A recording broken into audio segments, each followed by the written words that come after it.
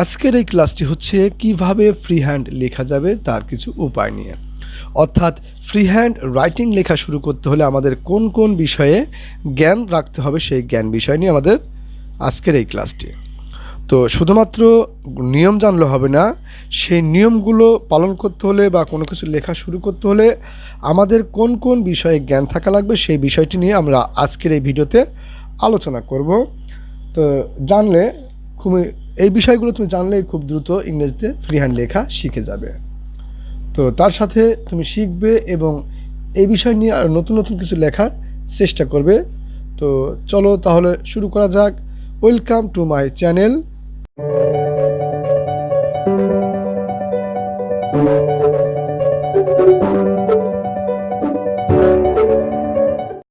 তো dear students, আজকে আমরা আলোচনা করব ফ্রি হ্যান্ড লেখা শুরু করার আগে আমাদের কোন কোন বিষয়ে জ্ঞান থাকার প্রয়োজন। ফ্রি হ্যান্ড রাইটিং শেখার মহান একটি জাদুকরী উপায়, অর্থাৎ যারা ফ্রি হ্যান্ডে লেখালেখি করতে চাও বা লিখতে চাও তাদেরকে আগে এই তিনটি বিষয়ে জ্ঞান থাকতে হবে।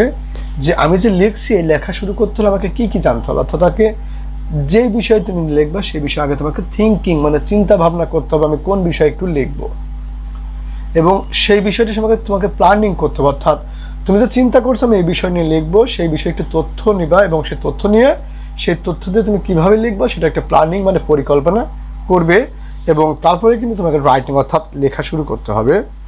অর্থাৎ এখান থেকে আমরা বুঝতে পারছি ফ্রি হ্যান্ড রাইটিং শেখার মধ্যে আমাদের প্রথম ধাপটি হচ্ছে থিঙ্কিং।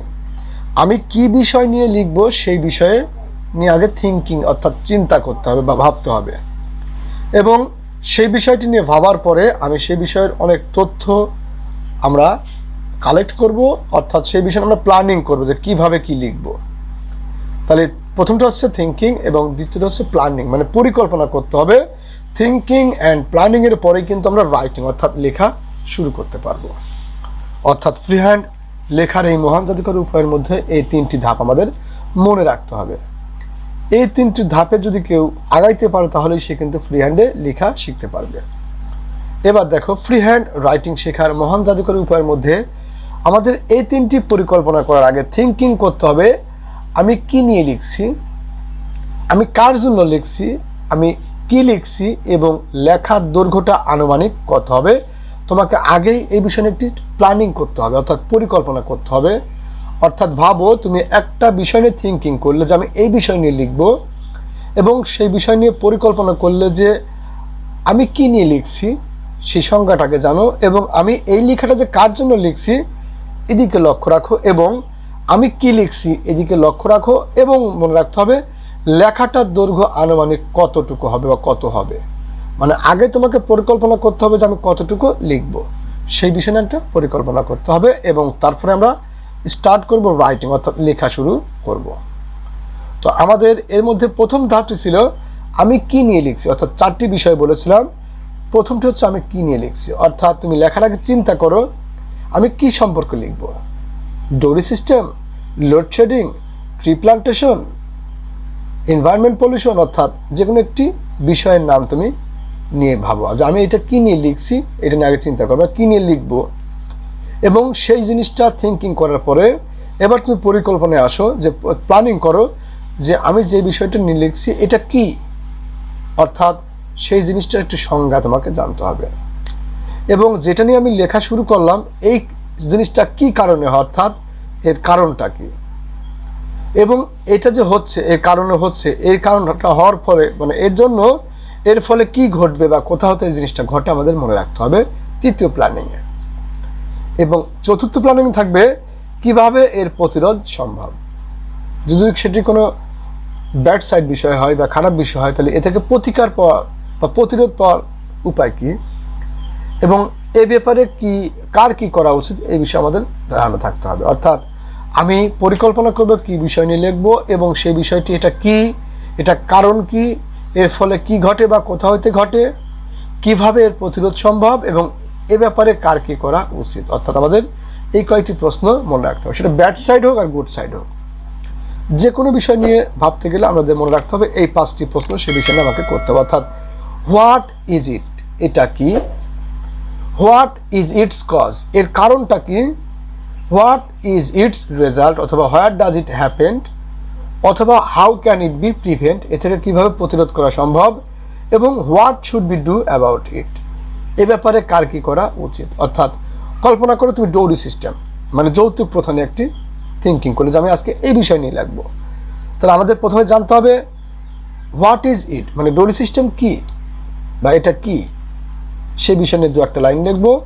এবং ডৌরি সিস্টেমের কারণটা কি মানে এটা কোন কারণে ঘটে, হোয়াট ইজ ইটস কজ মানে এই যৌতুক প্রথার কারণটা কি, সেই কারণ সম্পর্কে আমাকে কয়েক লাইন কালেক্ট করতে হবে। এবং এর ফলে কি ঘটে মানে যৌতুক প্রথার ফলে কি ঘটে বা কোথা হইতে এটা ঘটে, এই বিষয়টি একটু চিন্তা করবে। এবং কিভাবে এই ডৌরি সিস্টেম বা যৌতুক প্রথা থেকে প্রতিরোধ করা সম্ভব বা এটা প্রতিরোধ করা সম্ভব এই বিষয় নিয়ে ভাবো। এবং এ ব্যাপারে কার কি করা উচিত মানে এটা রক্ষা করতে বা এটা বন্ধ করতে আমাদের কার কি করা উচিত এই বিষয়ে একটু মনে রাখতে হবে। অর্থাৎ লক্ষ্য করো যে আমি যে কোনো লেখা শুরু করতে হলে এই 5টি প্রশ্ন দিয়ে যদি আমি শুরু করার চেষ্টা করি তাহলে অবশ্যই ইনশাল্লাহ বুঝতে পারবো যে কী লিখতে হবে আমার, কিন্তু আগে পরিকল্পনাটা করতে হবে। এবার লক্ষ্য করো 2 নম্বর প্রশ্ন ছিল আমি কার জন্য লিখছি, মানে আমি যে লেখাটা শুরু করছি এই লেখাটা কাকে নিয়ে লিখছি বা লেখার আগে চিন্তা করতে হবে এই বিষয়টি আমি কার জন্য লেখালেখিটা করছি। আমি যে যৌতুক প্রথা নিয়ে কথা বললাম, যে যৌতুক প্রথা এটা কাদের জন্য লেখা হচ্ছে, এটা হচ্ছে নারী পুরুষ উভয়ের ক্ষেত্রে অর্থাৎ নারীদের পক্ষে লেখা হচ্ছে এই বিষয়ে লাগতে হবে। যেমন আমি একটা কিছু লিখছি সেটা স্কুলের বাচ্চাদের জন্য লিখছি না একটি পত্রিকা সাধারণ পাঠকদের জন্য লিখছি না এটি ওই বিষয়ে পণ্ডিতদের জন্য লিখছি, এটা কিন্তু আমাদের মনে রাখতে হবে। আমি বিষয়টা বা লিখছি এটা কাদের জন্য বা কোন লেভেলের লোকদের জন্য আমি লিখছি এটা মনে রাখতে হবে। এটা ছিল 2 নম্বর প্রশ্ন। অর্থাৎ আমি কি লিখছি আমি কার জন্য লিখছি এটা মনে রাখতে হবে, লেখার আগে চিন্তা করতে হবে। এবার তৃতীয়ত আমি কি লিখছি এই লেখার আগে চিন্তা করতে হবে আমি লিখছি সেটা প্যারাগ্রাফ, রচনা, আর্টিকেল, বই না চিঠি। আমাকে সবার আগে ভাবতে হবে যে আমি যে লেখাটা শুরু করলাম এই লেখাটা কিসের ভাষা হবে, চিঠির ভাষা, প্যারাগ্রাফের ভাষা, রচনার ভাষা, আর্টিকেলের ভাষা না বইয়ের ভাষা। অর্থাৎ আমাকে বুঝতে হবে আমি কি নিয়ে লিখছি সে বিষয়ে তথ্য রাখতে হবে আগে বা ভাবতে হবে আমি এই জিনিসটা লিখব। কারণ চিঠির ভাষা হবে একরকম, প্যারাগ্রাফের ভাষা হবে একরকম, রচনার ভাষা হতে পারে আর এক রকম, আর একটি আর্টিকেলের ভাষা হতে পারে অন্যরকম, এবং একটি বইয়ের ভাষা কিন্তু হতে পারে অন্যরকম। অর্থাৎ আমি কি লিখব সেই বিষয়ে আমাকে একটা ধারণা রাখতে হবে বা মনে রাখতে হবে আমি কী লেখা শুরু করছি এই বিষয়ে আমরা একটু মনোযোগ দেব। এবং দেখো লেখাটার দৈর্ঘ্য আনুমানিক কত হবে, ফার্স্টে তোমাকে এই জিনিসটি থিঙ্কিং করতে হবে অর্থাৎ চিন্তা করতে হবে আমি লেখাটার দৈর্ঘ্য কতটুকু করব। কারণ এই দৈর্ঘ্যের উপর নির্ভর করবে কিন্তু তোমার লেখার একটি ধরনটা। লক্ষ্য করো এক্সপ্লেন দিলে তুমি একটি, আবার অতিরিক্ত এক্সপ্লেনেশন করলে, আবার যদি আননেসেসারি ডেসক্রিপশন লেখো তাহলে কিন্তু একটা আমাদের কাছে একটু অসামাজিক হয়ে যাবে। অর্থাৎ আমাদের লিখতে হবে কতটুকু কী পরিমাণ লিখবো, ফ্রেজ ব্যবহার করব, প্রোভার্ব বা কালারফুল ল্যাঙ্গুয়েজ ব্যবহার করব, কোশ্চেন ব্যবহার করব না ডিরেক্ট স্পিচ ব্যবহার করব, এদিকে আমাদের আগে থেকেই লক্ষ্য রাখতে হবে। অর্থাৎ আমাদের মনে রাখতে হবে আমরা যে লেখাটা শুরু করছি সেই লেখাটা তোমাকে কোন কোন জিনিসটি রিমুভ বা এই 8টি বিষয় মনে রাখো যে এক্সপ্লেনেশনস, আননেসেসারি ডেসক্রিপশন, এভাবে তোমার এই 8টা ফ্রেজ এইগুলো মনে রাখো। এবং তুমি লেখা চিন্তা করার আগে বা লেখা শুরু করার আগে চিন্তা করো যে আমি এখান থেকে কোন কোন জিনিসটি রিমুভ মানে বাদ দিয়ে লিখব, তাহলেই কিন্তু তোমার চিন্তা শক্তি একটি ভালো ধারণা আসবে।